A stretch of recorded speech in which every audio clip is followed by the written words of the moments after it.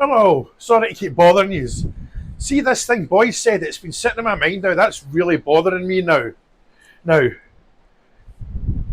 Thelwell, Raskin, Tav, all that, if they lose their jobs or get sold, it doesn't matter, they're wealthy people, alright?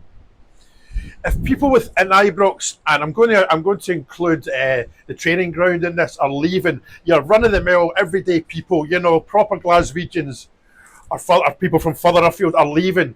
That's because of a toxic working environment, and that starts from the top down. So does that mean that Stuart's creating an environment within the club that's not nice to work?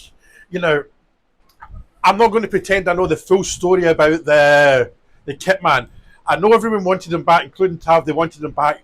Patrick Stewart vetoed it.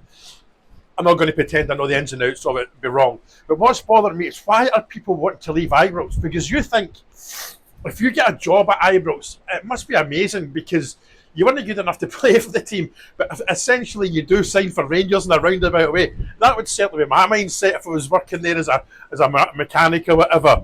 But that's my point. My point here is I think the Americans will look at that even more than the issue with the players, right? Because if they see there's a toxic environment being created within the Ibrox, they will not like that. I've been working for the Americans for 20 odd years in the oil game. And they want a shift out you, no doubt about it, they want a shift out you, but they're also very pro family, pro people. They want you to work for them. That's what I'm saying. Their doors are always open. Shall we say your boss's doors are always open. I've never had a problem working with the Americans at all. Now, I think if that's happening, what Boyd said, that there's a toxic working environment, the owners will not like that at all. They will be on the phone will be lifted.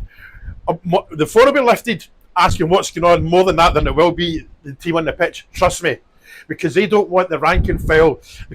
I don't like it. It's a terrible word. The normal working common man to be going to their work and not enjoying it. So this is Boyd's opened a whole can of worms here. You need to back this up, and I know Kris Boyd, he will know.